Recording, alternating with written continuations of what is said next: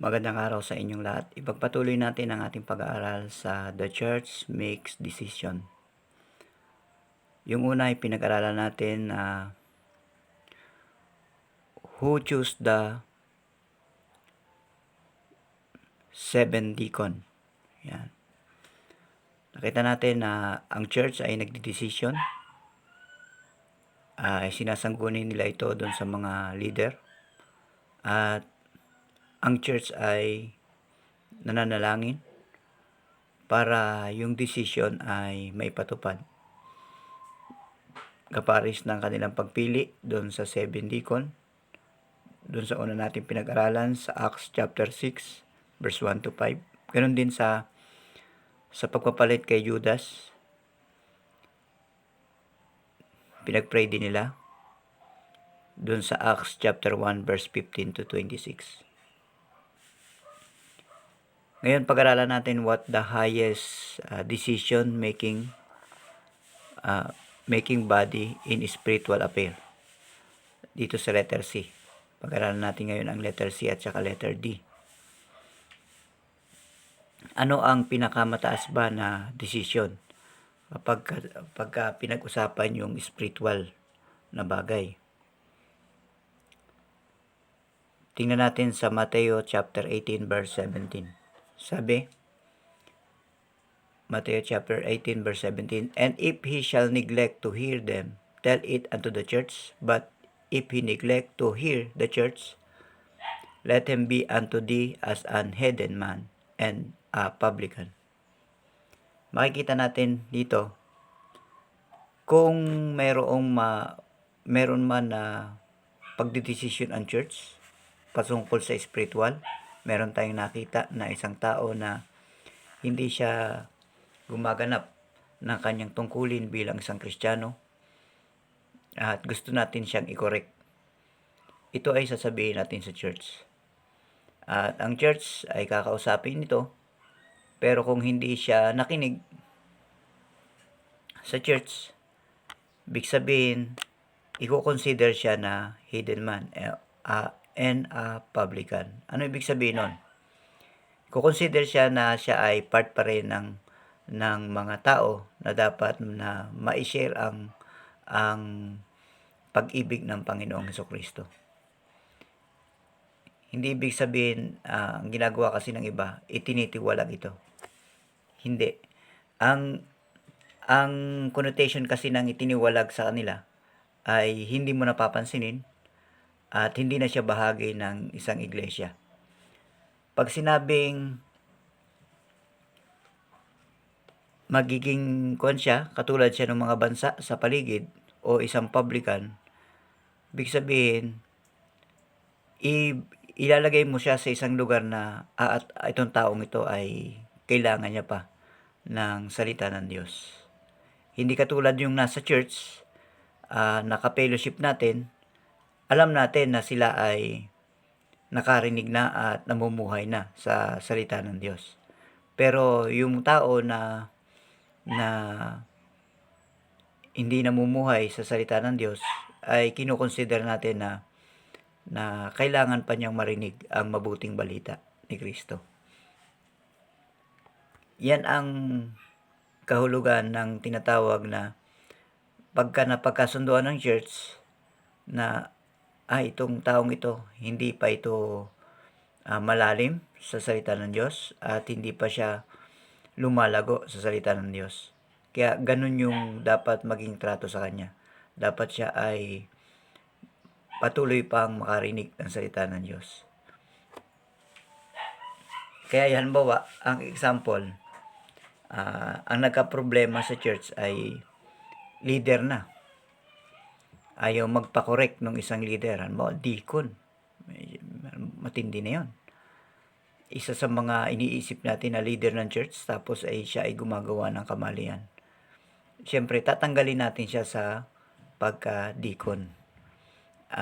Ibig sabihin ng deacon, siya yung mga elder siya ng church. Tatanggalin natin siya doon sa bahagi ng pagiging elder. Pag sinabi kasing elder, malago ka sa pananampalataya. Mayroon kang tamang kaalaman sa salita ng Diyos. Pero kung siya ay may pagkakamali, na nakita nung isang tao at kinorek siya ng church, hindi niya to tinanggap, consider natin na hindi pa sapat ang kanyang kaalaman patungkol sa salita ng Diyos. Bakit hindi pa sapat?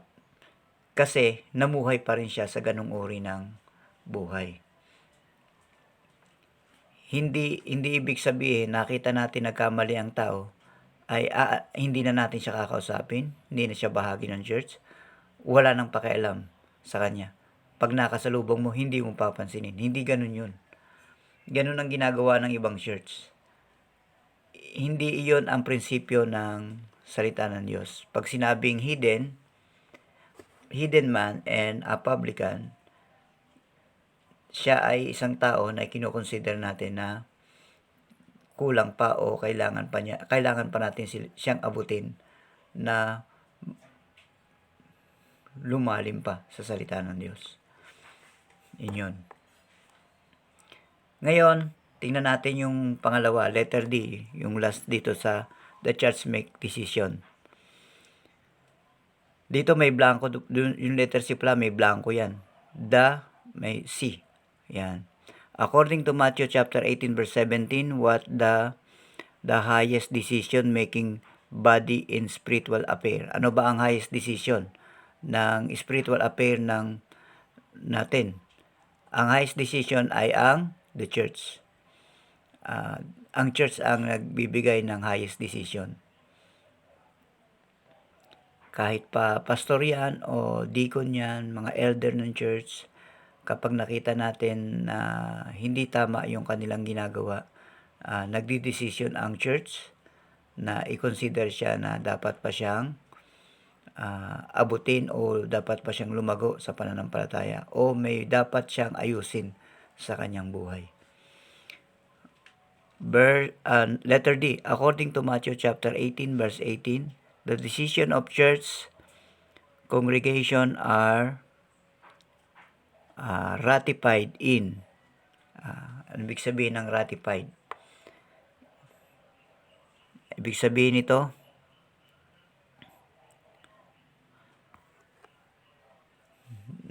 nagiging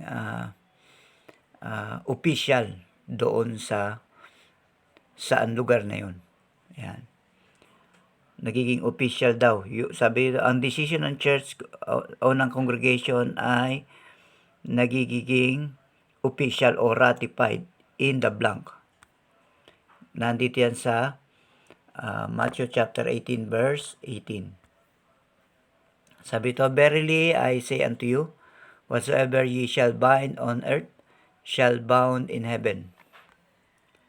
And whatsoever ye shall loose on earth shall be loose in heaven. And yun. Minsan ito yung ginagawa ng mga ibang grupo. Tanggalan natin ng kaligtasan yan. Hindi naligtas yan. Kasi nga, gumawa siya ng pagkakamali.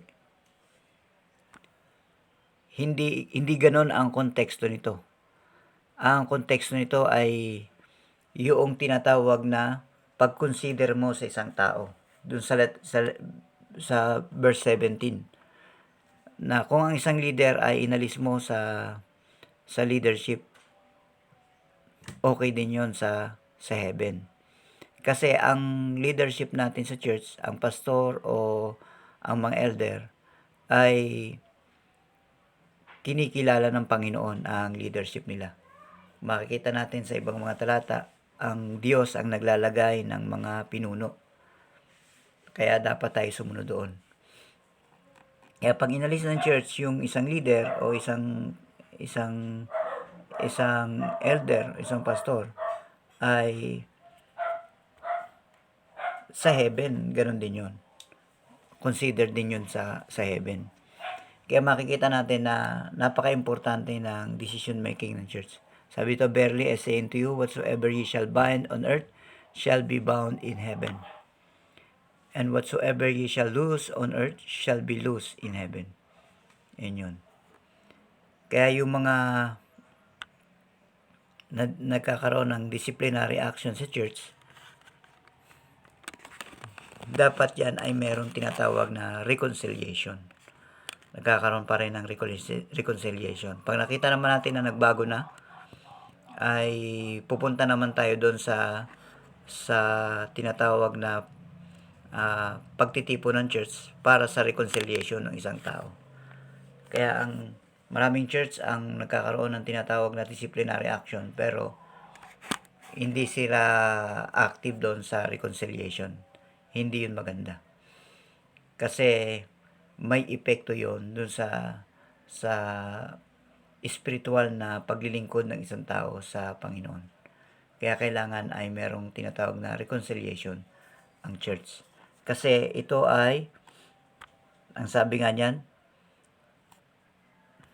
kinikilala din sa langit yung bawat decision making ng church. Kaya kung magkakaroon ng reconciliation, kikilalanin din to ng Panginoon na itong taong ito ay na-reconcile na, nagbago na siya. Yan. At pwede na siyang humawak ng mga katungkulan sa iglesia. At nagkaroon na siya ng realization dun sa kanyang pagkakamali. Kaya yun yung tinatawag na decision making ng church. Dapat maintindihan natin na hindi tayo basta-basta nagdidesisyon, kundi tinitingnan natin ito base doon sa pananaw ng salita ng Diyos, doon sa paniniwala na naayon sa salita ng Diyos. Hindi tayo dapat maggawa ng desisyon na ito tanggalin natin o ito ay ilagay natin. Base lamang sa ating desisyon. Ipinagpeprayan yan at masusing tinitingnan ang kalooban ng Panginoon base doon sa pagdidesisyon na yan. Kung meron kayong katanungan, isend nyo lang sa ating GC at pag-usapan natin sa susunod na video natin. Magandang araw sa inyo.